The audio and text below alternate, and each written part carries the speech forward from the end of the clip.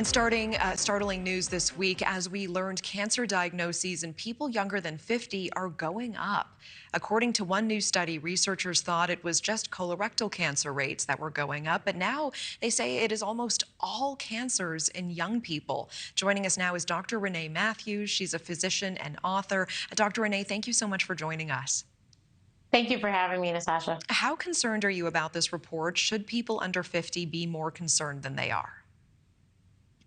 I think I don't think anyone really takes their health as seriously as they should, but definitely people under 50 need to make certain that they get a primary care physician and that they actually do go to the doctor once a year. Even if you're feeling perfectly fine, please go once a year because you don't know what's going on inside of you.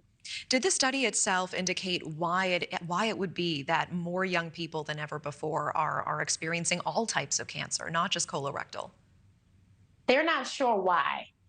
So that's the thing. They're not sure why. They haven't quite figured that out yet, but it's definitely the numbers have been rising. And we think it could possibly be because younger people are getting tested much more frequently than they were before for cancers. Because I think doctors are noticing a lot of people in younger age ranges are dying and trying to figure out why they've died. So I think maybe more testing is why, but they're not absolutely sure yet. And we know the study also suggesting that women in particular are at risk. Why is that? What are you tracking there? So I think with women, it might actually have to do with the hormonal changes.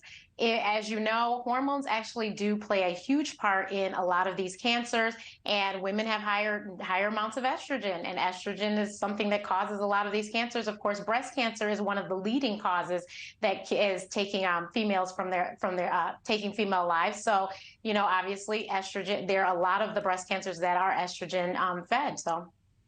I appreciate that perspective. And doctor, while we have you, there's another interesting story we're taking a look at. A new study showing that teens who start smoking as early as 14 years old have less gray matter in their brains than the rest of us. We know around 1,600 young people actually try their first cigarette before the age of 18 every single day in the U.S. And so now this study comes along suggesting that the brains of teenagers who take up smoking may be different from those who don't. Doctor, what do you make of this information?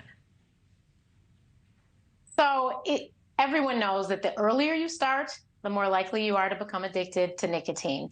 So basically, I hope that this is a scare tactic, I hate to say, for teens, because the left frontal lobe is what they're finding is most affected with this gray matter, and that affects your decision making. And they find that those people that have bad decision making, break rules, create bad habits, maybe they end up in jail or something. So maybe this scare tactic will curb the children from wanting to pick up a cigarette, maybe? With this study, any indication, is it just traditional cigarette smoking, or what about vaping and e-cigarettes that we're seeing on the rise now? So the study literally was just cigarette smoking. And so it didn't talk about vaping. I think that vaping, because it is so new technically, that is probably why it wasn't included in the study. But I think in the coming years, we will learn more about the damage that vaping could be causing to our bodies. Yeah, would you be surprised if e-cigarettes and vaping had similar deleterious effects on the brain? Not at all. I would not be surprised. Okay, I appreciate that. There's one last story here. The question doesn't matter which arm you get your next vaccine in. According to some scientists, the answer is yes. They say if you continue to get vaccinations in the same arm rather than alternating every time, the effects can be better. What do you think of this? So I'm going to tell you, I get mine in the same arm solely because I always get it in my non-dominant arm, because if something happens and I have a reaction, I need to be able to write and do everything I do with my right. But the study was very interesting. They didn't do a huge amount of people, but 67% of the people that received it in the same arm, they had those killer T cells that we want to have. They had 67% more of them, and 43% adverse to the 43% of the killer T cells in people who switched arms. So this was a COVID tested vaccine that they were talking about, but they are doing research, and it might be other vaccines, and they're really trying to figure out why do some people have reactions to vaccines and others don't? And so this might be an answer to that. So I would say stick to the same arm. Thank you for watching. Go to newsnationnow.com to find News Nation on your television provider. And don't forget to click the red subscribe button below to get more of News Nation's fact-driven, unbiased coverage.